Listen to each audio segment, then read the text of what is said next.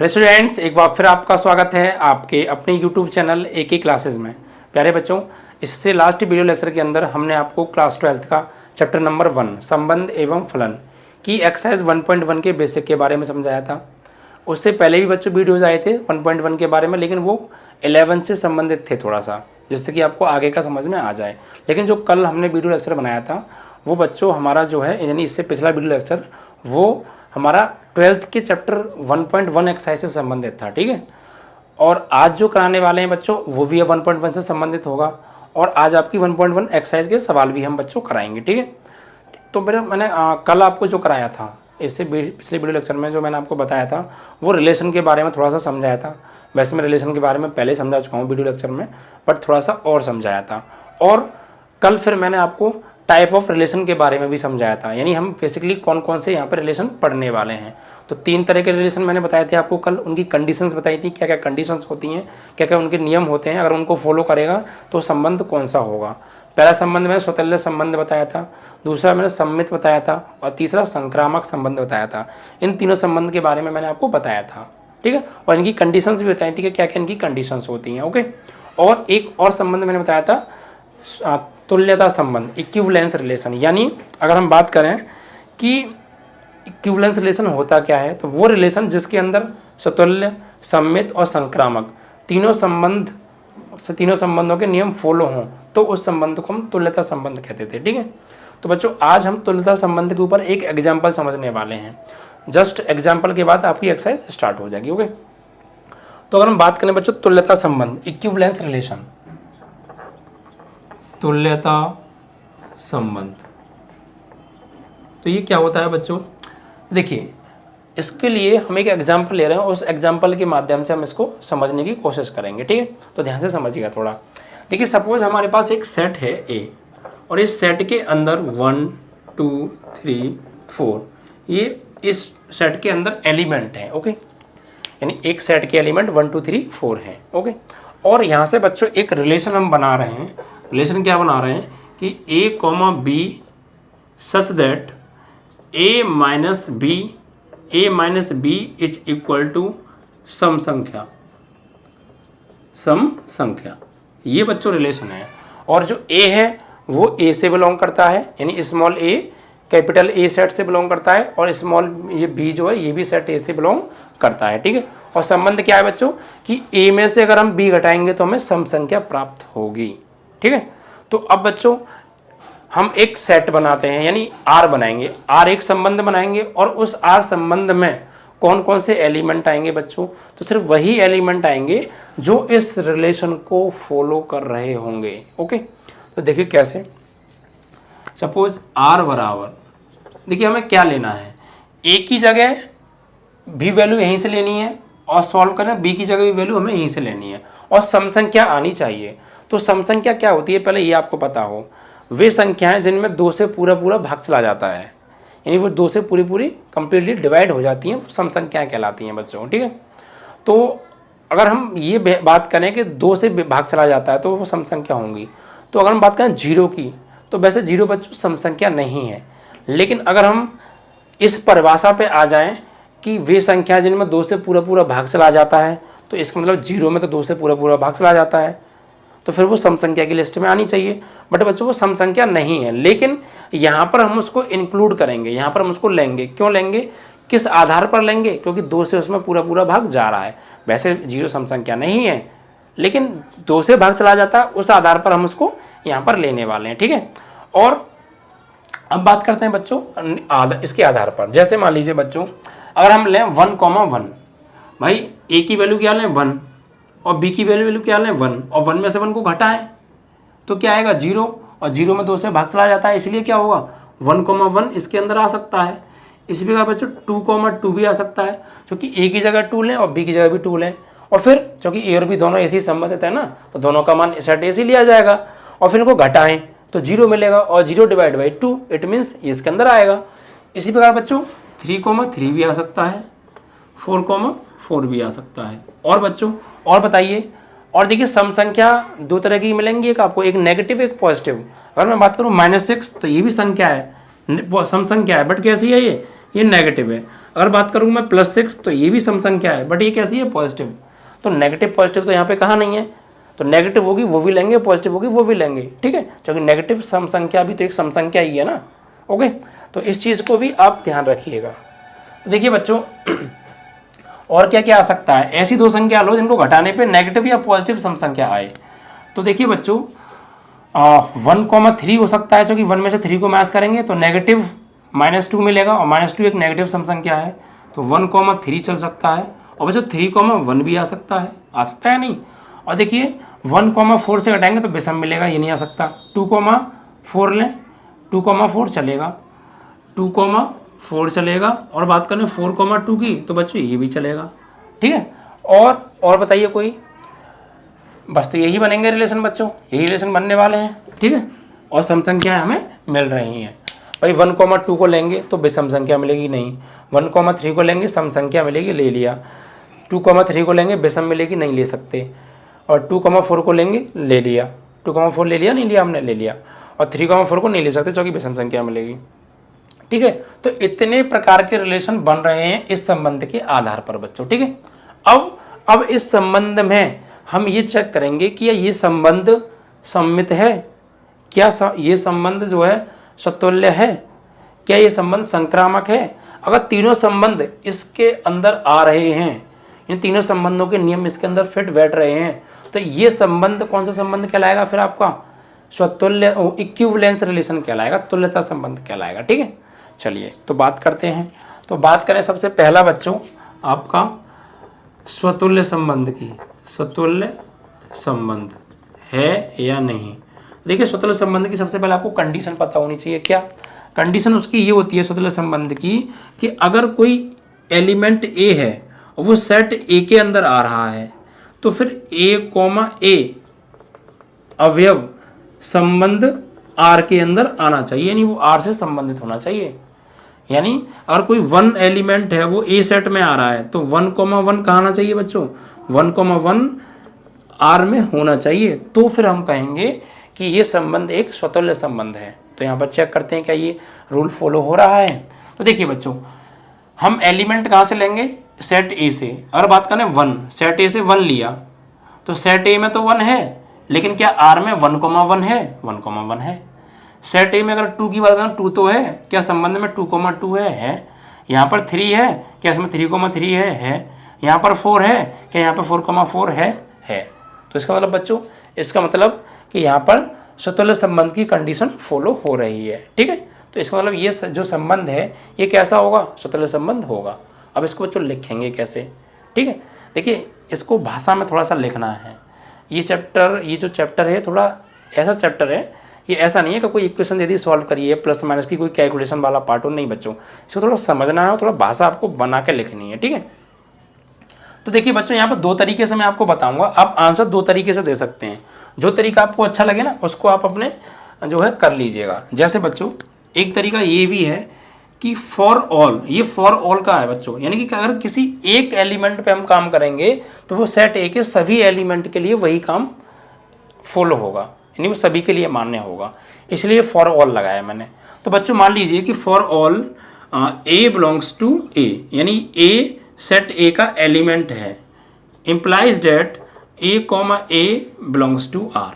यानी अगर ए small A set a का एलिमेंट है तो A, R में होना चाहिए, तो फिर जो हमारा संबंध है वो स्वतुल्य होगा। तो ऐसा है भाई, ए की जगह सपोज 1 ले लो, तो 1 सेट ए के अंदर है और 1,1 इसके अंदर आ रहा है, ठीक है। तो यहाँ लिखेंगे तो संबंध स्वतुल्य होगा, ठीक है। तो ये संबंध स्वतुल्य है। अब बात करें बच्चों दूसरा क्या है हमारा, सममित संबंध। तो बच्चों इसकी कंडीशन क्या होती है, तो सममित संबंध की कंडीशन बच्चों मैंने आपको बताई थी लास्ट वीडियो लेक्चर के अंदर कि बच्चों अगर कोई A, B एलिमेंट R में है, यानी संबंध में है, तो इम्प्लाइज डेट B, A भी उसी R रिलेशन में होना चाहिए। अगर ये नियम फॉलो हो रहा है तो दिया गया संबंध क्या होगा, सम्मित संबंध होगा। तो चेक करते हैं क्या ये शर्त यहाँ फॉलो हो रही है। तो देखिए बच्चों, हमें अब कहाँ देखना है, अब हमें रिलेशन में देखना है। तो देखिए बच्चों 1,1 इसके अंदर है, तो इसका उल्टा करेंगे तो 1,1 वो भी इसके अंदर होगा। या फिर देखिए अगर हम बात करें 1,3 लें, ठीक है 1,3 लें, 1,3 आर से संबंधित है यानी आर के अंदर आ रहा है, तो 1,3 अगर आर के अंदर आ रहा है तो 3,1 भी आर के अंदर आना चाहिए, तो 3,1 आ रहा है देखिए, ठीक है। और बात करें 2,4 की, तो 2,4 अगर आर के अंदर आ रहा है तो 4,2 भी आर के अंदर आना चाहिए, तो आ रहा है, ठीक है। तो इस तरीके से आप इसको कर सकते हैं। तो यहाँ पे क्या लिखेंगे बच्चों, यहाँ लिखेंगे फॉर ऑल, ये तो बच्चों मैंने पहला तरीका बताया था ना आपको, इसका दूसरा तरीका और समझ लीजिए आप। ये पहले तरीके से था, ये दूसरा तरीका और समझिए, फिर इसको समझाऊंगा मैं, ठीक है। तो दूसरा तरीका इसको कैसे लिखेंगे, यहीं से आप कोई एलिमेंट लीजिए, यहाँ लिखेंगे 1, 2, 3, 4, 4 बिलोंग्स टू ए, यानी ये चारों एलिमेंट इससे संबंधित हैं, तो इम्प्लाइज डेट 1,1 या 2,2 या 3,3 या 4,4 भी आर से क्या है, संबंधित हैं। तो संबंध कैसा होगा आपका, स्वतुल्य है, स्वतुल्य है, ठीक है। आप इस तरीके से भी इन एलिमेंट के आधार पर भी आंसर दे सकते हैं, ठीक है। यानी 1, 2, 3, 4 सभी एलिमेंट के लिए, सभी एलिमेंट ए से संबंधित हैं, तो अगर 1 संबंधित है 1,1 होना चाहिए है, 2 है तो 2,2 होना चाहिए है, 3 है तो 3,3 होना चाहिए है इसके अंदर, 4 है तो 4, होना चाहिए इसके अंदर 4 है, मतलब स्वतंत्र संबंध है, ठीक है। अब बात करेंगे सम्मित की, तो सम्मित की कंडीशन यदि a, b belongs to R है तो b, a भी बिलोंग्स टू आर होना चाहिए, ठीक है। देखिए यहाँ पर बच्चों ये लिखेंगे for all a, b belongs to R, तो मैंने भी एग्जाम्पल आपको समझाया था, अगर 1,3 आर में है तो 3,1 भी होना चाहिए और है, 2,4 अगर आर में है तो 4,2 भी आर में होना चाहिए और है, तो मतलब रूल फॉलो हो रहे हैं।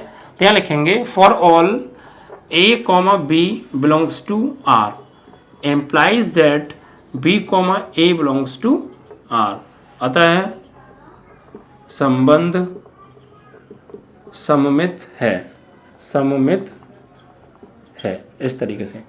तो ये तो हो गया पहला तरीका। दूसरे तरीके से भी आप दे सकते हैं इसका, कैसे, या बच्चों 1,3 belongs to r implies that, या फिर 1,3 belongs to r, 2,4 belongs to R implies that students 3,1, 4,2 belongs to R, तो संबंध कैसा होगा, सम्मित है, ठीक है। यानी 1,3 और 2,4 R में है तो 3,1 और 4,2 भी R में होनी चाहिए, ठीक है। तो हम कह सकते हैं कि ये एक सम्मित संबंध है, ठीक है। अब बात करें तीसरा बच्चों क्या होता है हमारा, संक्रामक संबंध, संक्रामक संबंध।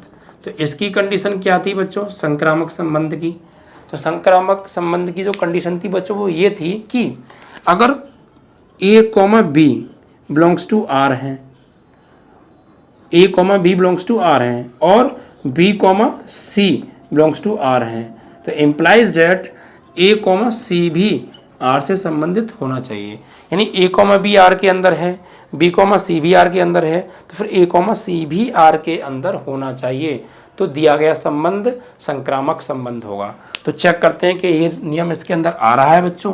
तो देखिए बच्चों, सबसे पहले अगर हम बात करें इस भाषा में आपको समझाने की, तो यहाँ लिखूँगा फर्स्ट तरीका है for all a, b belongs to R, b, c belongs to R।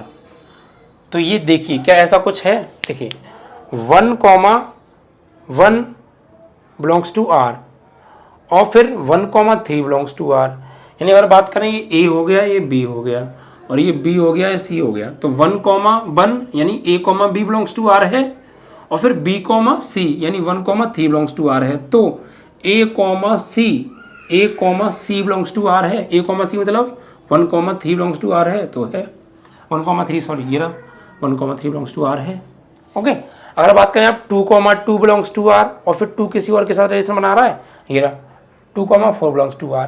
यानी अगर ये a हो गया, ये b हो गया और ये b हो गया, ये c हो गया, तो a, b यानी 2,2 बिलोंग्स टू R है और बी कॉमा सी यानी 2 कॉमा 4 बिलोंग्स टू आर है, तो ए कॉमा सी भी बिलोंग्स टू आर होना चाहिए। तो ए कॉमा सी मतलब 2 कॉमा 4, 2 कॉमा 4 भी बिलोंग्स टू आर है, तो है ये तो रहा 2 कॉमा 4।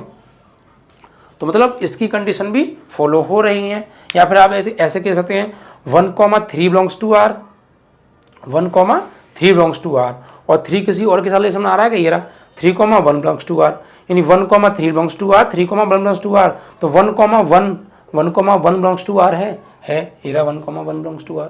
ठीक है, तो इस तरीके से तो आप यहाँ पे क्या लिखेंगे, एक for all A comma B belongs to R, B comma C belongs to R implies that A comma C belongs to R, अतः संबंध संक्रामक है। ठीक है, दूसरी भाषा में कैसे लिखेंगे, दूसरी भाषा में आप यहीं से कोई एक ले लीजिए एलिमेंट कि 1 कॉमा 3 फॉर ऑल, जितने भी सेट ए में एलिमेंट आ रहे हैं सभी के लिए 1 comma 3 belongs to R, 1 comma 3 belongs to R, comma 3 comma 1 belongs to R implies that 1 comma 1 belongs to R, यानी ए बी सी, तो ए कॉमा बी कॉमा सी, तो ए कॉमा सी यानी 1 कॉमा 1, तो 1 कॉमा 1 बिलोंग्स टू आर है, तो implies that 1 comma 1 belongs to R है। ये देखो 1 कॉमा 1 बिलोंग्स टू आर, तो लिखेंगे अतः संबंध संक्रामक है, संबंध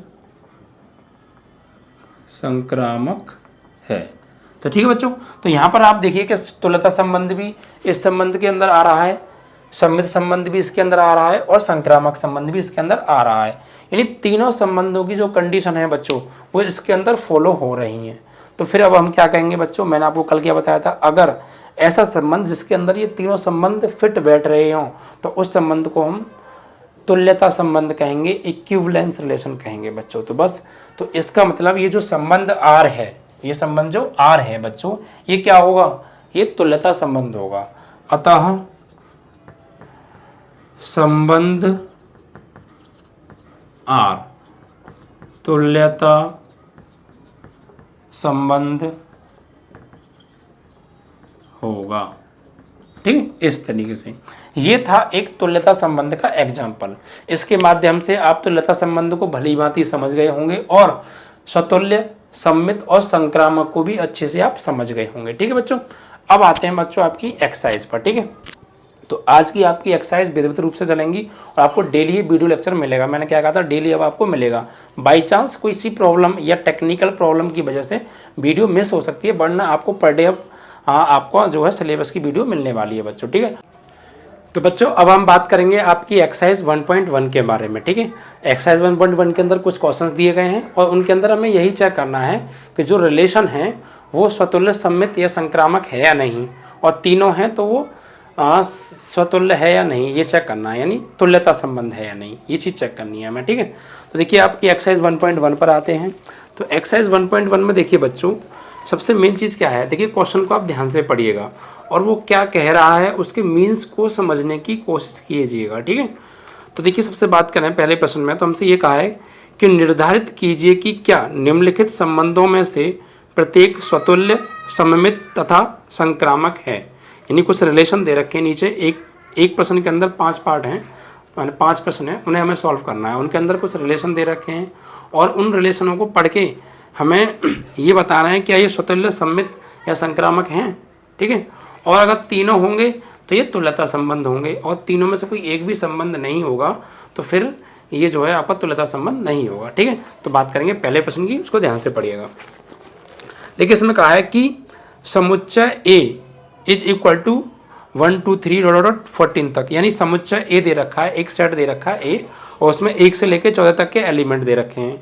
ठीक है, में संबंध आर इस प्रकार परिभाषित है कि आर बराबर X comma Y such that 3x minus Y is equal to 0, यानी ये रिलेशन दे रखा है। तो देखिए बच्चों जो भी है पहले उसे लिख लेते हैं। सबसे पहले बच्चों हमें एक सेट दिया है, पहला प्रश्न है ये। ठीक है, तो हमें एक सेट दिया है ए बराबर, इसमें क्या दे रखा है बच्चों 1 2 3 13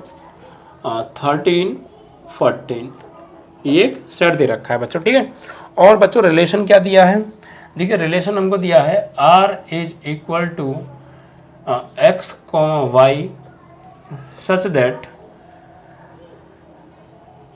3x minus Y is equal to 0। ठीक है बच्चों, ये रिलेशन दिया है।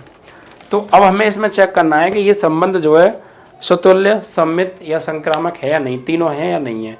ठीक है, तो देखिए पहले रिलेशन को समझिए। सबसे पहले एक देखिए सेट दे रखा है, 1 2 3 4 तक की संख्या इसके अंदर दे रखी हैं, और रिलेशन में क्या दिया है कि x, y such that 3x minus Y is equal to 0। यानी इसको हम बच्चों इस तरीके से भी ले सकते हैं 3x minus Y is equal to 0 को, यानी y is equal to 3x, क्योंकि y को इधर लेके जाएंगे तो y बराबर 3x आ जाएगा। तो ये चीज़ और ये चीज़ बात एक ही है। ठीक है, तो अब देखिए बच्चों, अब हम बनाएंगे एक संबंध। संबंध के अंदर एलिमेंट आएंगे, तो इसके अंदर कौन कौन से एलिमेंट आएंगे, जब हम यहाँ पर रिलेशन बनाएंगे तो कौन कौन से एलिमेंट आएंगे, तो सिर्फ बच्चों वही एलिमेंट आएंगे जो इस नियम का पालन कर रहे होंगे, 3x minus Y is equal to 0 का पालन कर रहे होंगे, या y is equal to 3x का पालन कर रहे होंगे।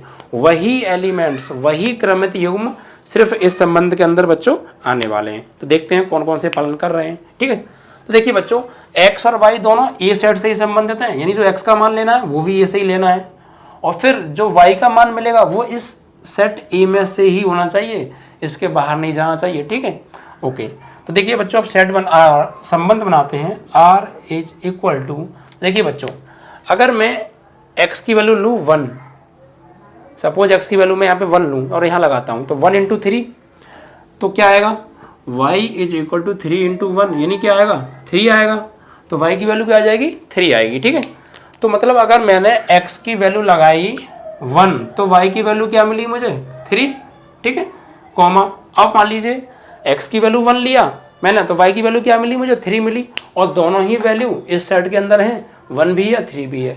तो हमें x की ऐसी वैल्यू लेनी है जो इस सेट के अंदर हो, और जब y की वैल्यू मिले हमें तो वो भी इस सेट के अंदर ही होनी चाहिए। ठीक है, तो अब लेंगे बच्चों, अगर मैं y की वैल्यू यानी x की वैल्यू लूँ 2, अगर मैं 2 लूँगा तो 2 3 जा 6, तो y की वैल्यू क्या मिलेगी 6, यानी अगर मैं x की वैल्यू लूँगा 2 तो y की वैल्यू मिलेगी 6, दोनों इस सेट के अंदर हैं। ठीक है, अगर मैं x की वैल्यू लूँगा 3 तो y की वैल्यू क्या मिलेगी 3 3 जा 9 मिलेगी बच्चों। ठीक है, अगर मैं x की वैल्यू लूँगा 4 तो 4 की वैल्यू यहाँ लगाऊंगा, 4 3 जा क्या आ जाएगा 12।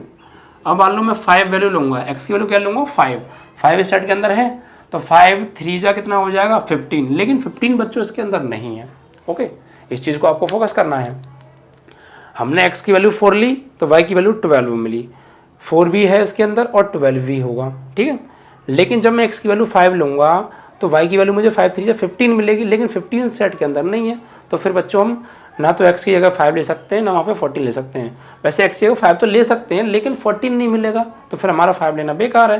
ठीक है, तो सिर्फ यहीं तक के संबंध इस सेट में बच्चों आएंगे। ठीक है, ये एक रिलेशन बन गया बच्चों, इसके अंदर ये आपके क्रमित युग्म आ गए। अब इन क्रमित युग्मों में अब हमें ये चेक करना है कि हमारा स्वतुल्य है या नहीं है, सम्मित संबंध है या नहीं है, संक्रामक संबंध है या नहीं है, और फाइनली अगर तीनों में से कोई एक दो हैं एक नहीं है, तो लास्ट में एक और चेक करना है आपको, तुल्यता संबंध, इक्विवेलेंस रिलेशन। अगर मान लो तीनों हैं, सम्मित भी है, संक्रामक भी है और तुल्यता भी, वो भी आपका सम्मित भी है, तीनों संबंध हैं, अगर तीनों संबंध होंगे तो फिर ये तुल्यता संबंध होगा। अगर तीनों में से कोई एक भी नहीं होगा तो फिर ये तुल्यता संबंध नहीं होगा। ठीक है, तो सबसे पहले बात करेंगे बच्चों हम किसके लिए, हाँ स्वतुल्यता के लिए, स्वतुल्य संबंध, स्वतुल्य संबंध, इसके लिए देखते हैं ये स्वतुल्य संबंध होगा या नहीं। तो बच्चों मैंने स्वतुल्य संबंध की कंडीशन क्या बताई थी, मैंने कहा था बच्चों अगर कोई एलिमेंट सेट ए में है, कोई एलिमेंट अगर सेट ए में है तो वो एलिमेंट, यानी मान लीजिए कोई सेट ए है या कोई एलिमेंट ए है और वो सेट ए को बिलोंग करता है, तो ए सेट आर में होना चाहिए। यानी कैसे, अगर मान लीजिए कोई ए है बिलोंग करता है ए को, कोई एलिमेंट ए सेट ए में है, तो ए बिलोंग्स टू आर, यानी ए आर रिलेशन में होना चाहिए। ठीक है, अगर कोई एलिमेंट ए सेट ए में बिलोंग है, यानी इस सेट में है, तो 1,1 या फिर अगर ए लिया तो ए संबंध में होना चाहिए, रिलेशन में होना चाहिए। अगर है तो फिर हम कहेंगे कि ये स्वतंत्र संबंध है। ठीक है, तो चेक करते हैं बच्चों। अब देखिए बच्चों यहाँ पर, अब आप देखिए यहाँ आप सेट में से ही ना कोई एक एलिमेंट ले लीजिए। सपोज मैंने 1 ले लिया, अगर सेट ए में 1 है तो रिलेशन में 1,1 होना चाहिए। तो क्या 1,1 है? तो देखा हमने 1,1 नहीं है। अगर मान लीजिए 2 भी ले लेते हैं तो सेट में क्या होना चाहिए, रिलेशन में क्या होना चाहिए, 2,2 होना चाहिए, लेकिन नहीं है। और इनमें से किसी एक का भी नहीं है तो फिर आपका ये स्वतंत्र संबंध नहीं होगा। ठीक है, तो मतलब हम यहाँ पे क्या लिखेंगे बच्चों, देखो मैं आपको एक क्वेश्चन को 2 तरीके से लिखना सिखाऊंगा और 2 तरीके से बताऊंगा, तो आपको जो तरीका बेस्ट लगे आप उसे अप्लाई कर लीजिएगा। ठीक है, तो जैसे मान लीजिए सबसे पहले हम क्या करेंगे बच्चों, यहाँ पर मैं पहला तरीका आपको बता रहा हूँ कैसे। यहाँ पर लिखेंगे for all A belongs to a, यानी कोई एक एलिमेंट है और वो सेट ए को बिलोंग करता है, implies that A,1 belongs to R. अगर A, बिलोंग्स टू आर है तो ये स्वतंत्र होगा, लेकिन अगर A, बिलोंग्स टू आर नहीं है तो ये स्वतंत्र नहीं होगा। तो हमने यहाँ पर देखा एक एलिमेंट लिया, मान लीजिए 1, अगर सेट ए का एलिमेंट 1 है तो 1,1 रिलेशन में होना चाहिए, लेकिन नहीं है, तो इसका मतलब ये स्वतंत्र संबंध नहीं होगा। तो यहाँ पर क्या लिखेंगे हम, for all A belongs to set A implies that A, does not belongs to R. नहीं है ऐसा कुछ इसमें, तो यहाँ पर लिखेंगे अतः संबंध स्वतुल्य नहीं है। ठीक है, इस तरीके से, मतलब अब दूसरे तरीके से कैसे समझेंगे, दूसरा तरीका सपोज ये आप यहीं से एक एलिमेंट लो, सपोज मैंने 1 ले लिया, ठीक है, तो 1 belongs to set A implies that 1,1 does not belongs to R, यानी 1 सेट ए का तो एलिमेंट है बट 1,1 रिलेशन में नहीं आ रहा, तो फिर ये हमारा जो है स्वतुल्य संबंध नहीं होगा। ठीक है, तो लिखेंगे अतः संबंध स्वतुल्य नहीं है। तो आप इस तरीके से लिख लीजिए या इस तरीके से लिख लीजिए, बात एक ही है। यहाँ हमने कोई पॉइंट मान के किया है ए, और यहाँ हमने वही एलिमेंट लिया जो सेट में आ रहा है। ठीक है, और यहाँ पे लिख देंगे आप फॉर ऑल 1, 2 13, 14, यानी अगर 1 के लिए ये कंडीशन अप्लाई हो रही है तो फिर 1 से लेकर 14 तक के सभी के लिए ये एलिमेंट ये कंडीशन अप्लाई होगी। ठीक है, अब दूसरा संबंध क्या है बच्चों, दूसरा क्या होता है हमारा, सममित संबंध। अब सममित संबंध के ऊपर बात करते हैं। तो बच्चों सममित संबंध की कंडीशन क्या थी, सिमेट्रिक रिलेशन की कंडीशन क्या थी, तो इसकी कंडीशन ये थी कि अगर किसी रिलेशन में A, B आ रहा है तो फिर रिलेशन में B, AB आना चाहिए। अगर ये कंडीशन है तो हमारा संबंध सममित होगा, अदरवाइज नहीं होगा। ठीक है, तो यहाँ पर सेट में देखेंगे हम, देखिए तो यहाँ पर फर्स्ट तरीका कैसे लिखूंगा, for all A, B belongs to R, यानी A, B अगर रिलेशन में है तो B, AB रिलेशन में होना चाहिए। तो आप चेक कीजिए यहाँ पर A, B कोई भी ले लीजिए, जैसे 1,3 ले लीजिए मैंने, 1,3 R से बिलोंग करता है, मतलब 1,3 R के अंदर है, तो फिर 3,1 भी R के अंदर होना चाहिए। 1,3 तो है लेकिन 3,1 नहीं है।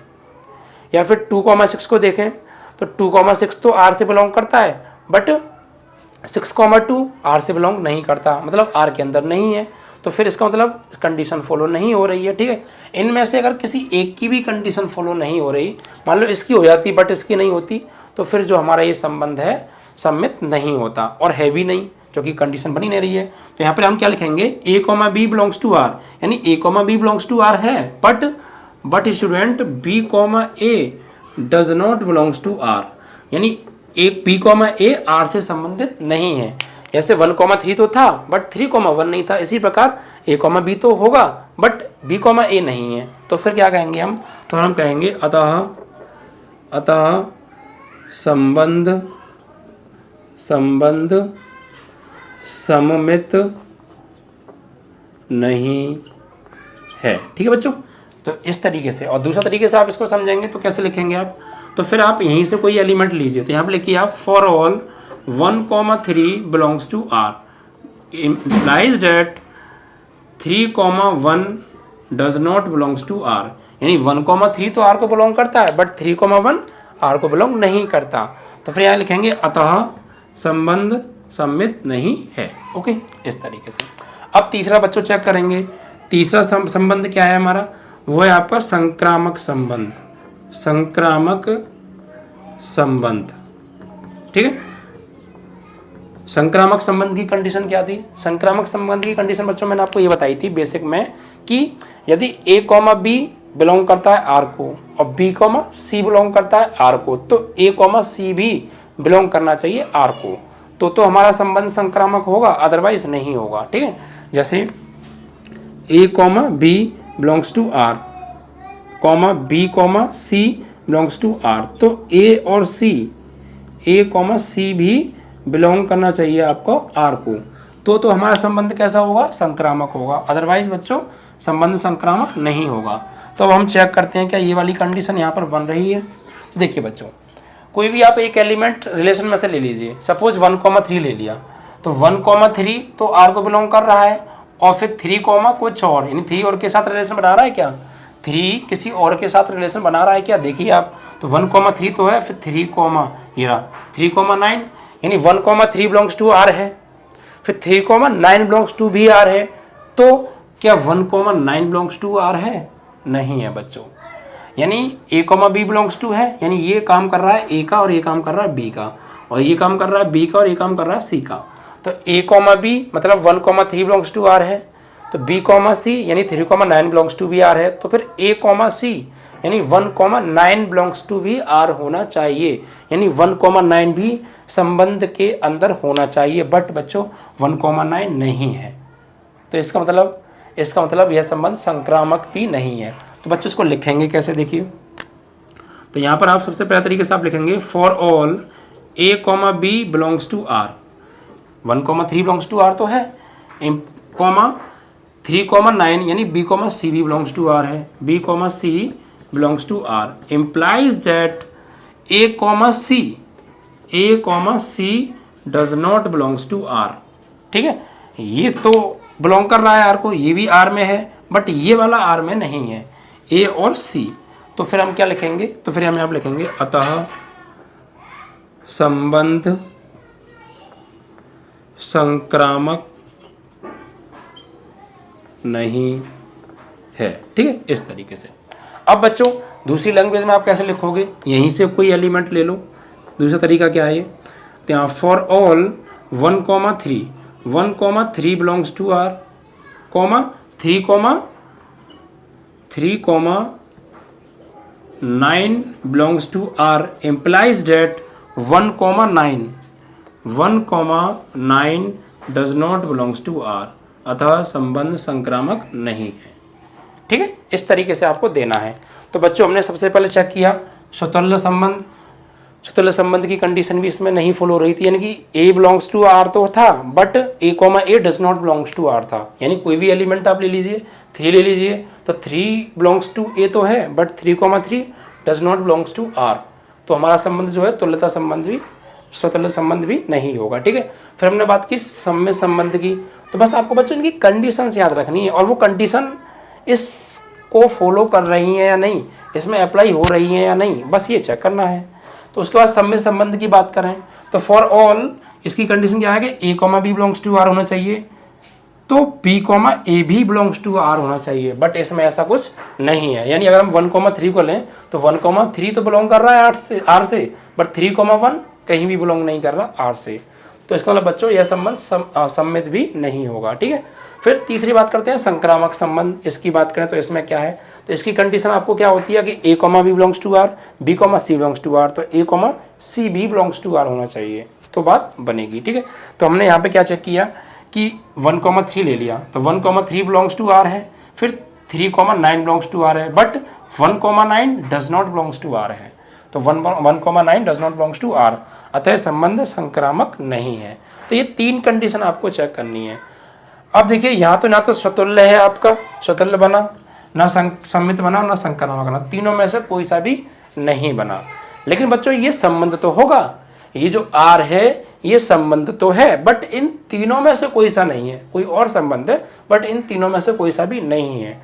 और अगर तीनों में बन जाता, मतलब ये भी होता, ये भी होता, ये भी होता, तो फिर ये एक संबंध और बन जाता तुल्यता संबंध, लेकिन नहीं बना, ठीक है। तो इस तरीके से बच्चों ये था आपका पहले ही पार्ट का पहला प्रश्न, आपको अच्छे समझ में आया होगा। सिर्फ यही कंडीशंस आगे के सभी प्रश्नों में आपको चेक करनी है, ठीक है, यही प्रोसेस है, कुछ नया नहीं है। ओके, तो देखिए बच्चों अब बात करेंगे क्वेश्चन नंबर 2 के बारे में, ठीक है। बस आप इन रिलेशंस की कंडीशंस को विशेष तौर पर आप ध्यान रखिए, ठीक है। और देखिए बच्चों, जो भी आपके फ्रेंड्स हैं सबको बता दीजिए कि पहला चैप्टर की एक्सरसाइज स्टार्ट हो गई है, ठीक है, बहुत इंपॉर्टेंट चैप्टर भी है। और थोड़ा सा देखिए ये चैप्टर लैंग्वेज वाला है, मतलब समझना है, लैंग्वेज वाला भी है आपको, ठीक है, और थोड़ा दिमाग तो लगाना ही है। तो जितने भी आपके प्लीज़ फ्रेंड्स हैं सबको शेयर कर दीजिएगा इस वीडियो को, लाइक कर दीजिएगा बच्चों, प्लीज़ कमेंट कीजिएगा अगर कोई बात हो तो, ठीक है। और सभी स्टूडेंट को बता दीजिएगा पहला चैप्टर स्टार्ट हो गया है, जल्दी से वहाँ से आप पढ़ लीजिए। ओके, अब देखिए बच्चों क्वेश्चन नंबर 2 के बारे में बात करते हैं। देखिए क्वेश्चन नंबर 2 में क्या कहा है, इसमें कहा है कि प्राकृत संख्याओं के समुच्चय n में, n क्या है, n कोई प्राकृतिक संख्याओं का समुच्चय है यानी सेट है, और रिलेशन क्या दे रखा है, r is equal to x, y such that y is equal to x plus 5 तथा x इज लेस देन 4। चलिए ठीक है, देखते हैं। तो देखिए यहाँ पे एक सेट क्या दे रखा है हमें, क्वेश्चन नंबर 1 का सेकंड पार्ट है। इसमें बच्चों हमें दे रखा है कि एक सेट दे रखा है नेचुरल नंबर का, तो बना लें, यानी एक रिलेशन है n, जैसे हम a भी कह सकते हैं, ये एक सेट है, सही है। और ये किसका सेट है, a बराबर मान लीजिए, और नेचुरल नंबर का दिया है वैसे हमें, तो नेचुरल नंबर कौन से होते हैं बच्चों, 1 से शुरू होते हैं, 1 2 3 और डॉट डॉट डॉट इन्फिनिट तक, जितने भी नंबर होते हैं सब नेचुरल नंबर होते हैं, ठीक है। तो इसमें हिंदी में बोला था कि ये प्राकृतिक संख्याओं का सेट है, तो हमने प्राकृतिक संख्याओं का सेट बना लिया, a बराबर मान लिया, ठीक है। अब देखिए बच्चों, प्राकृतिक संख्या आपको पता होनी चाहिए, प्राकृतिक संख्या +1 से स्टार्ट होती है, +1 +2 +3 और डॉट डॉट डॉट इन्फिनिट तक चलती जाती हैं, ये सब नेचुरल नंबर होते हैं, ठीक है, पॉइंट की नहीं होंगी बस। अब बच्चों यहाँ रिलेशन क्या दे रखा है, रिलेशन देखिए हमें दिया है r is equal to x, y such that y is equal to x plus 5, okay, तथा x इज लेस देन 4, ये हमें रिलेशन दे रखा है बच्चों, ठीक है। अब देखिए बात करते हैं कि यहाँ पर सममित, संक्रामक या आपके स्वतुल्य बन रहे हैं या नहीं, ठीक है। तो सबसे पहले तो बच्चों देखिए आप संबंध को ध्यान से पढ़िए, क्या दिया है संबंध में, संबंध में हमें दे रखा है r is equal to x, y such that y is equal to x plus 5, यानी y की वैल्यू हमें x में 5 जोड़कर मिलने वाली है, और हम जो x की वैल्यू लेंगे और जो y की वैल्यू लेंगे वो दोनों सेट A से लेंगे, यानी जो हम x की वैल्यू लेंगे वो इस समुच्चय से लेंगे, और जो y की वैल्यू आएगी वो भी इसी के अंदर होनी चाहिए, क्योंकि दोनों x, y इस नेचुरल नंबर के सेट से बिलोंग करते हैं, ठीक है। और ये बात विशेष ध्यान रखिएगा कि x की वैल्यू हम 4 से छोटी तक ही लेंगे, 4 से बड़ी नहीं ले सकते, ओके। 1 से लेकर 4 तक, 4 से छोटी तक ले सकते हैं, ओके। तो देखिए बच्चों यहाँ से अब एक रिलेशन बनाते हैं, रिलेशन क्या बनेगा, यानी अगर हम x की वैल्यू लें 1, 4 से छोटी है ले सकते हैं, अगर x की वैल्यू बच्चों हम 1 लेंगे तो यहाँ पे 1 लगाएंगे तो 1 प्लस 5 क्या आ जाएगा 6, तो y की वैल्यू क्या आ जाएगी 6, यानी अगर हमने x की वैल्यू ली 1 तो 1 प्लस 5, y की वैल्यू क्या मिली 6, और 6 और 1 दोनों इसके अंदर हैं। अगर हमने x की वैल्यू बच्चों ली 2, अगर 2 लूँगा तो 5 प्लस 2 7, तो y की वैल्यू क्या आएगी 7 आएगी। अगर मैं लूँगा 3 तो 5 प्लस 3 y की वैल्यू 8 आएगी। अब मैं लूँगा 4, लेकिन क्या 4 ले सकता हूँ, x की वैल्यू सिर्फ मुझे 4 से छोटी लेनी है बच्चों, 4 भी नहीं लेनी, 4 से छोटी, ना 4 से बड़ी और ना 4, ठीक है। तो सिर्फ मैं 3 तक ही ले सकता हूँ, x की वैल्यू 3 ले सकता हूँ सिर्फ, तो अगर मैं 3 लूँगा तो 3 प्लस 5 y की वैल्यू मुझे 8 मिलेगी, बस इतने रिलेशन बच्चों इसके अंदर बन सकते हैं, इससे ज़्यादा नहीं, क्योंकि कंडीशन हमें आगे बढ़ने नहीं दे रही हैं, कंडीशन के अकॉर्डिंग हमको चलना है बच्चों। तो इस तरीके से बच्चों ये आपका रिलेशन बन गया। अब इस रिलेशन के अंदर हम चेक करेंगे कि ये रिलेशन जो है स्वतुल्य है या नहीं है, संक्रामक है या नहीं है, सममित है या नहीं है, और उनकी कंडीशन को इस पर अप्लाई करके देखेंगे बस, अगर अप्लाई हो रही हैं तो है, अदरवाइज नहीं है। देखिए सबसे पहले हम बात करेंगे स्वतुल्य के बारे में, स्वतुल्य संबंध। तो स्वतुल्य संबंध की कंडीशन क्या है, यानी अगर कोई एक एलिमेंट सेट ए में है, यानी मान लीजिए 1 है कोई, अगर 1 सेट ए में है तो 1, 1 रिलेशन में होना चाहिए। अगर कोई ए बिलोंग करता है सेट को तो ए कॉमा ए आर को बिलोंग करना चाहिए, तो हमारा स्वतंत्र होगा, अदरवाइज नहीं होगा। तो देखते हैं बच्चों, आप देखिए कोई आप यहीं से ले लीजिए। देखिए 2 लैंग्वेज मैंने आपको बताई थी, दोनों में से आप किसी से भी कर सकते हैं। जैसे फर्स्ट मान लीजिए for all A belongs to set A, यानी ए सेट ए को बिलोंग करता है, तो ए कॉमा ए रिलेशन को करेगा, बिलोंग करेगा। तो देखते हैं, देखिए मान लीजिए 1 लेता हूँ मैं यहाँ पे, तो 1 तो सेट ए को बिलोंग कर रहा है, बट 1,1 इसमें आ रहा है बच्चों, नहीं आ रहा। अगर मैं 2 लेता हूँ तो 2 तो सेट ए में है, बट 2,2 रिलेशन में है क्या, यानी किसी एलिमेंट का खुद के साथ ही रिलेशन है क्या भाई। 2,2 मीन्स दैट 2 का 2 के साथ रिलेशन, लेकिन इसमें बच्चों नहीं है। तो मतलब ये हमारा जो है स्वतुल्य संबंध नहीं होगा। ठीक है बच्चों, अब इसको लिखेंगे कैसे, देखिए। तो आपका फर्स्ट तरीका लिखने का ये है कि for all A belongs to set A implies that a comma a does not belongs to R, यानी a सेट ए को तो बिलोंग करता है, but A comma a relation को बिलोंग नहीं कर रहा है, रिलेशन से संबंधित नहीं है, रिलेशन के अंदर नहीं है। तो फिर क्या लिखेंगे बच्चों, अतः स्वतुल्यता संबंध नहीं है। ठीक है बच्चों। दूसरी लैंग्वेज क्या है, ये तो मान के किया था आप। अब आप कोई एलिमेंट यहीं से ले लो, उस हिसाब से कर दीजिए। यानी आपने कोई एलिमेंट लिया, यहाँ से 1 ले लीजिए सपोज, तो for all 1 belongs to A implies that 1,1 does not belongs to R. भाई जो ये फॉर ऑल का मतलब ये है कि जो रूल जो बिहेव यहाँ 1 के साथ हो रहा है वही इस सेट में जितने भी एलिमेंट आएंगे सबके साथ होगा। ठीक है, तो एक पर चेक करते हैं वो सबके लिए अप्लाई हो जाता है, इसलिए यहाँ पे हम फॉर ऑल लगाते हैं। ये फॉर ऑल का साइन है सभी के लिए। ठीक है, तो 1 तो बिलोंग करता है सेट ए को, बट 1,1 रिलेशन को बिलोंग नहीं करता। ठीक है, तो फिर यहाँ पे लिखेंगे अतः स्वतुल्यता संबंध नहीं है। ठीक है, इस तरीके से। तो ये पहला आपका संबंध चेक हो गया। अब बात करते हैं दूसरे संबंध के बारे में। दूसरा संबंध क्या है बच्चों, सममित संबंध।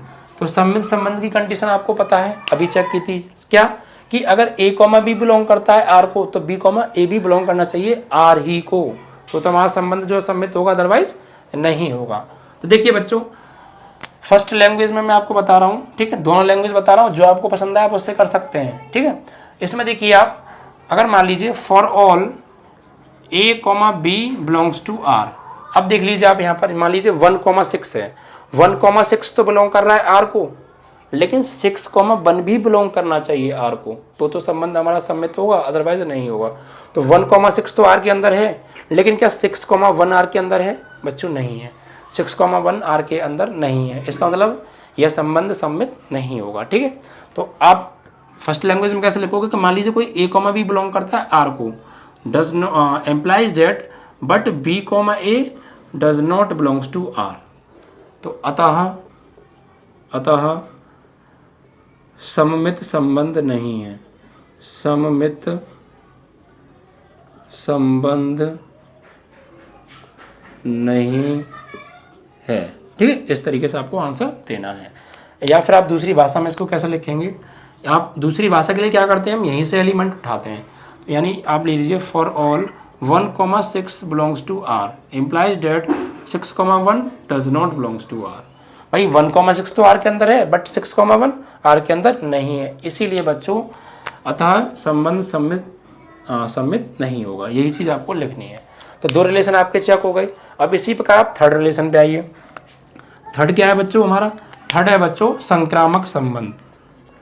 संक्रामक संबंध, तो संक्रामक संबंध की कंडीशन क्या है, देखिए संक्रामक संबंध की मैंने आपको कंडीशन बताई थी कि अगर a कॉमा बी बिलोंग करता है r को, b कॉमा सी बिलोंग करता है r को, तो a कॉमा सी भी बिलोंग करना चाहिए r को। ठीक है, तो यहाँ पर देखते हैं, देखिए 1,6 तो बिलोंग कर रहा है r को, फिर 6 किसी के साथ रिलेशन बना रहा है क्या, लेकिन 6 किसी के साथ रिलेशन बना ही नहीं रहा। ठीक है, वैसे आएगा क्या, देखिए इन दोनों में 5 का अंतर है, तो अगला आएगा 6,11, लेकिन 6,11 ही जब बिलोंग नहीं कर रहा। ठीक है, यानी यहाँ पर हम लिखेंगे कैसे, फर्स्ट तरीका, for all A comma B belongs to R implies that A comma B belongs to R comma B comma C does not belongs to R. यानी ए कॉमा बी तो बिलोंग कर रहा है आर को, लेकिन B comma C ही belong नहीं कर रहा है आर को। और जब बी कॉमा सी ही बिलोंग नहीं करेगा आर को, तो ऑटोमेटिकली ए कॉमा सी तो अपने आप ही बिलोंग नहीं करेगा आर को। ठीक है, जब ए कॉमा बी बिलोंग तो कर रहा है, बट बी कॉमा सी ही बिलोंग नहीं कर रहा है आर को। और जब बी कॉमा सी ही बिलोंग नहीं कर रहा है, तो ए कॉमा सी तो ऑटोमेटिकली बिलोंग करेगा ही नहीं। तो फिर हम यहाँ के लिखेंगे implies that A comma C does not belongs to R. नहीं तो आप देख लीजिए कैसे, दूसरी भाषा में कैसे, देखिए बच्चों, फॉर ऑल यहाँ से कोई एक एलिमेंट लीजिए आप, 1,6 ले लीजिए, तो 1,6 बिलोंग्स टू आर। यानी 1,6 तो आर को बिलोंग कर रहा है, बट जो नेक्स्ट आएगा वो क्या होगा, यानी 5 का अंतर है। हमने x की जगह 1 लिया तो y की वैल्यू 6 मिली। अगर मान लो हम अब लेंगे x की जगह 6 ले लें, तो y की वैल्यू क्या मिलेगी, 5 का अंतर है 11। लेकिन 1,6 तो आर में है और 6,11 ये तो आर में है ही नहीं, तो does not belongs to R implies that जब 6,11 ही आर में नहीं है, तो 1,11 तो ऑटोमेटिकली ही आर में नहीं होगा। तो हम क्या लिखेंगे यहाँ पे, 1,11 does not belongs to R. अतः अब यहाँ पे क्या लिखेंगे बच्चों, अतः संबंध संक्रामक नहीं है। तो बच्चों इस रिलेशन में भी क्या है, सुतुल्य भी संबंधी नहीं था, संक्रामक भी नहीं था, और समित भी नहीं था, और संक्रामक भी नहीं था। यानी तीनों में से कोई सा भी रिलेशन ये नहीं है बच्चों। ठीक है, बट ये आर एक रिलेशन तो होगा, लेकिन इन तीनों में से कोई सा नहीं है। ठीक है बच्चों, तो बस यही कंडीशन हमने पीछे चेक की थी, वही कंडीशन यहाँ चेक कर रहे हैं। लेकिन आपको पेपर में या तो ये लिख के आना है या ये लिख के आना है, जो आपको सूट करे वो आप कराना। मैं आपको 2 तरीके से बता रहा हूँ। ठीक है, ये 2 तरीके ध्यान रखना, पता पड़ेगा आप पूरा छाप दो, ऐसे नहीं। समझ में आया नहीं आया?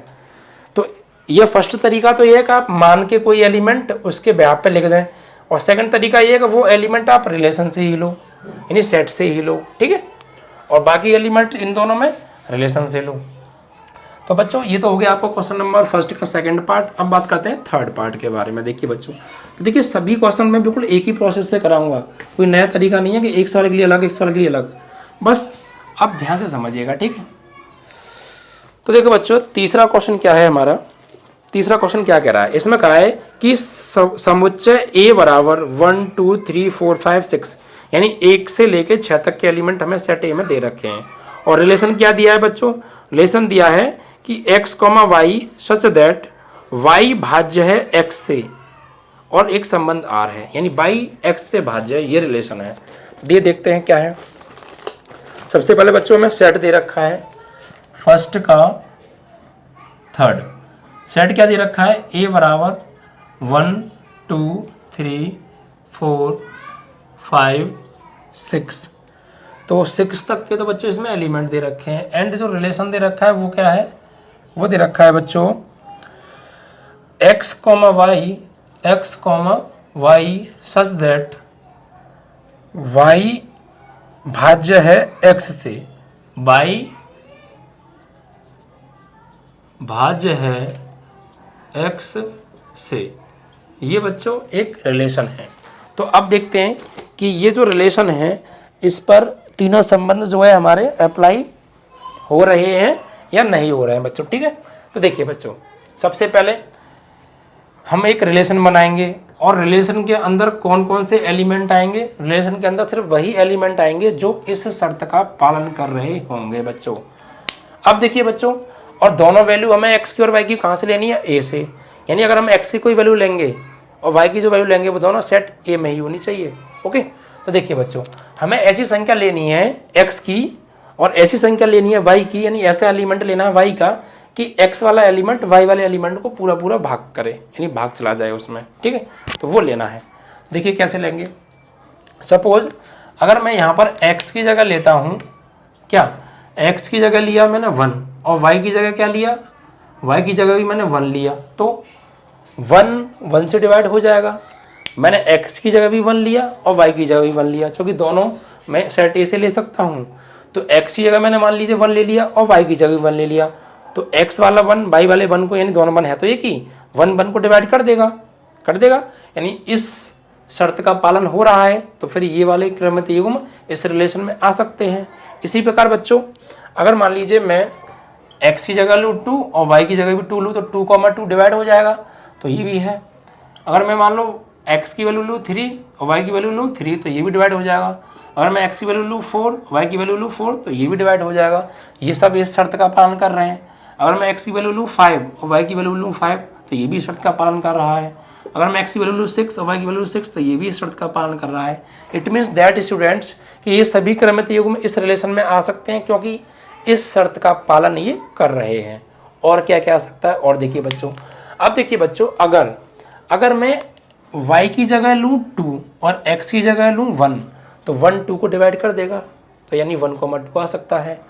तो अगर मैं x की जगह लूँ 1 और y की जगह लूँ 2, तो 1 2 को डिवाइड कर देगा, यानी आ सकता है। अगर मैं x की जगह लूँ 1 और y की जगह लूँ 3, तो 1 3 को डिवाइड कर देगा। अगर मैं x की जगह लूँ 1 और y की जगह लूँ 4, तो 1 4 को डिवाइड कर देगा। अगर मैं x की जगह लूँ 1 और y की जगह लूँ 5, तो डिवाइड कर देगा। अगर मैं x की जगह लूँ 1, y की जगह लूँ 6, तो डिवाइड कर देगा। यानी ये संबंध जो बन रहे हैं, यानी ये जो क्रमित युग्म बन रहे हैं, ये भी इस नियम का पालन कर रहे हैं। क्यों? क्योंकि x की जगह 1 लूँगा, y की जगह 5 लूँगा, तो 1 5 को डिवाइड कर देगा। इसी प्रकार बाकी भी डिवाइड कर रहे हैं। और क्या क्या बन सकते हैं बच्चों, और देखिए, अगर मैं x की जगह ले लूँ 2 और y की जगह अगर मैं 3 लूँगा, तो 2 तो 3 को डिवाइड नहीं करेगा, तो इसे तो नहीं लेंगे। अगर मैं x की जगह लूँ 2 और y की जगह लूँ 4, तो 2 4 को डिवाइड कर देगा, तो 2,4 आ सकता है। यानी x की जगह 2 और y की जगह 4, क्योंकि 2 4 से डिवाइड कर देगा ना, 2 4 को डिवाइड कर देगा, तो इसे ले सकते हैं। और बच्चों अगर मैं x की जगह लूँ 2 और y की जगह लूँ 6, तो डिवाइड हो जाएगा। और क्या क्या आ सकता है, और बच्चों अगर मैं x की जगह लूँ 3 और y की जगह लूँ 6, तो 3 से 6 डिवाइड हो जाएगा। और कोई शर्त बन रही है क्या? 4 लूँगा तो 5 हो जाएगा? नहीं। 4 लूँगा तो 6 डिवाइड हो जाएगा? नहीं। तो बच्चों इतने रिलेशन इस सेट के अंदर, इस संबंध के अंदर आ रहे हैं, इतने क्रमित युग्म में इस रिलेशन के अंदर आ रहे हैं। क्या कोई और बन सकता है? तो आप समझ गए कि रिलेशन किस तरीके से बनाना है। इस शर्त का पालन करते हुए यहाँ से एलिमेंट लेकर रिलेशन के अंदर क्रमित युग्म आपको बनाने हैं। अब इतना काम हो गया। अब चेक करना क्या है, अब हमें चेक करने हैं संबंध। तीनों संबंध चेक करेंगे इस पर, ठीक है। सबसे पहला संबंध क्या था बच्चों? सबसे जो पहला संबंध था वो था आपका स्वतुल्यता संबंध या स्वतुल्य संबंध। देखिए इसमें क्या है, इसका वही शर्त क्या है कि अगर कोई एक सेट मान लीजिए 2 है, वो सेट ए में आ रहा है, तो 2,2 आर में आना चाहिए, तो ये संबंध हमारा स्वतुल्य होगा, अदरवाइज नहीं होगा। ठीक है, तो चेक करते हैं। सपोज मैंने सेट ए से कोई भी एक एलिमेंट उठा लिया, मान लीजिए 4 उठा लिया, तो 4 तो सेट ए से बिलोंग कर रहा है, लेकिन 4,4 आर से बिलोंग करना चाहिए। तो 4,4 इसमें है क्या? है, यानी पालन हो रहा है।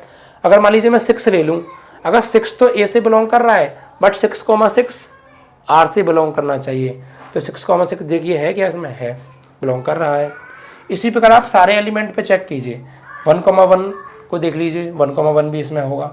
2,2 भी इसमें है। कहाँ गया 2,2? हाँ ये रहा। 4,4 है, 5,5 भी बच्चों है, 6,6 भी है। मतलब ये जो स्वतुल्य संबंध का जो कंडीशन है वो तो इसमें अप्लाई हो रही है। ठीक है, तो कैसे लिखेंगे बच्चों?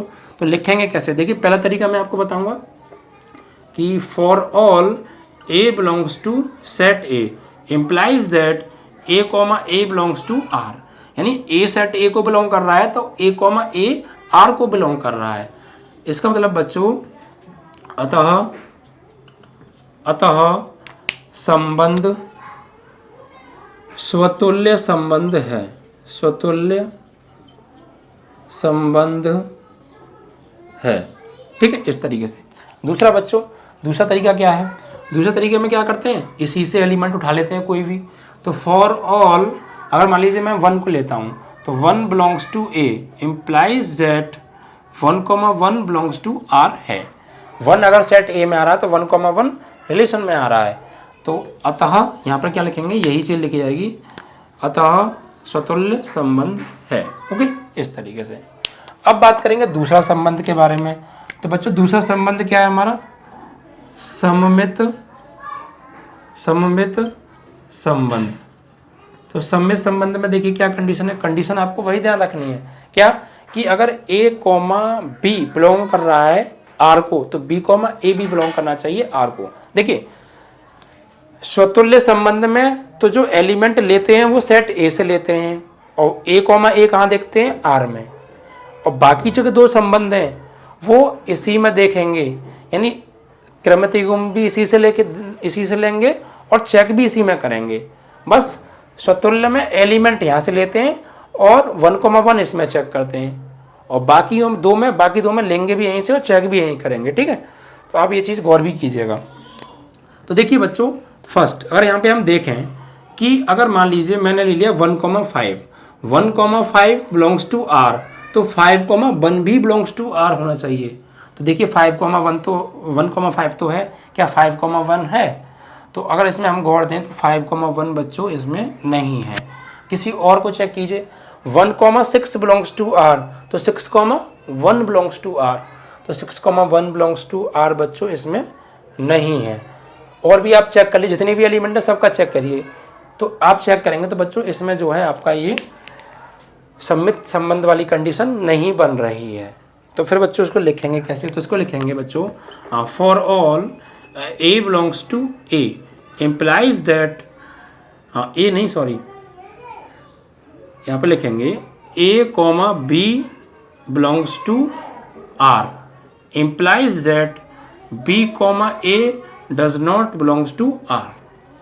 यानी A कॉमा B तो बिलोंग कर रहा है R को, यानी 1,5 तो आ रहा है, बट 5,1 नहीं आ रहा। यानी A कॉमा B तो आ रहा है बट B कॉमा A नहीं आ रहा है।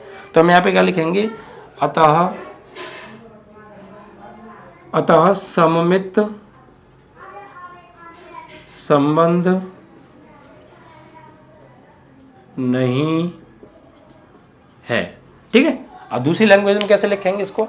दूसरी तरीके से आप इस तरीके से कर सकते हैं कि कोई एक क्रमितियुग्म R से ले लीजिए, सपोज 1,5 ले लीजिए, तो for all 1,5 belongs to R implies that 5,1 does not belongs to R। ठीक है, यानी 1,5 तो है बट 5,1 नहीं है। या कुछ और भी आप ले सकते हैं, 2,4 ले लीजिए, 2,4 तो है लेकिन 4,2 नहीं है। तो फिर यहाँ पे क्या लिखेंगे? अतः सममित संबंध नहीं है। सेम यही चीज़ आएगी। ठीक है, अब बात करेंगे बच्चों तीसरे संबंध के बारे में। तो तीसरा क्या होता है? तीसरा होता है आपका संक्रामक संबंध। ठीक है, तो संक्रामक संबंध की कंडीशन क्या है? तो ये भी मैं आपको बता चुका हूँ। यानी अगर A comma B belongs to R, B comma C belongs to R, तो A कॉमा C भी बिलोंग्स टू R होना चाहिए। ये तो था। तो देखिए आप चेक कीजिए यहाँ पर, सपोज 1,5 बिलोंग्स टू R है, फिर 5 किसी और के साथ रिलेशन बना रहा है, ये रहा 5,5 बिलोंग्स टू R, यानी 1,5 belongs to R, 5,5 belongs to R, तो फिर 1,5 इसमें है। ओके, और कोई देख लीजिए, जैसे 2,4 बिलोंग्स टू R और 4,4 बिलोंग्स टू R, तो फिर 2,4 बिलोंग्स टू R है, इसमें है, ऑलरेडी है। ठीक है, अब और भी आप चेक कर लीजिए, देखिए 1,1 बिलोंग्स टू R और 1,5 बिलोंग्स टू R, तो फिर 1,5 है, ये है। तो ठीक है, यानी कंडीशन यहाँ पर अप्लाई हो रही है। तो फर्स्ट शर्त में आपको ऐसे लिखेंगे, यानी पहले तरीके से कैसे करेंगे? For all A comma B belongs to R comma B comma C belongs to R, यानी A कॉमा B भी बिलोंग्स टू R कर रहा है, B कॉमा C भी बिलोंग्स टू R कर रहा है, तो implies that A comma C belongs to R। अतः संबंध संक्रामक है। ठीक है, इस तरीके से। और आप इसको कैसे लिखेंगे दूसरे तरीके से? दूसरे तरीके से आप ऐसे कर सकते हैं कि फॉर ऑल कोई एक एलिमेंट ले लीजिए, सपोज आप 3,6 ले लीजिए, 3,6 बिलोंग्स टू R और 6,6, ठीक है चलेगा। जब 3,6 है तो 6,6 belongs to R implies that students कि 3,6 बिलोंग्स टू R है, तो 3,6 बिलोंग्स टू आर है, 3,6 बिलोंग्स टू आर, अतः संबंध संक्रामक है। इस तरीके से बच्चों आपको ये चेक करना है। तो आपने यहाँ क्या देखा, इस रिलेशन में बच्चों तीनों के तीनों संबंध नहीं आ रहे। देखिए पहला आ रहा है सतुल्यता संबंध है बच्चों, सम्मित संबंध ये नहीं है बच्चों, और तीसरा चेक करें तो संक्रामक संबंध, तो ये है। मतलब इन तीनों में से फर्स्ट वाला और लास्ट वाला तो है, लेकिन बीच वाला नहीं है। ठीक है बच्चों, तो इस तरीके से आपको ये चेक करने हैं। ठीक है, तो तीसरा सवाल आपका कंप्लीट हो गया।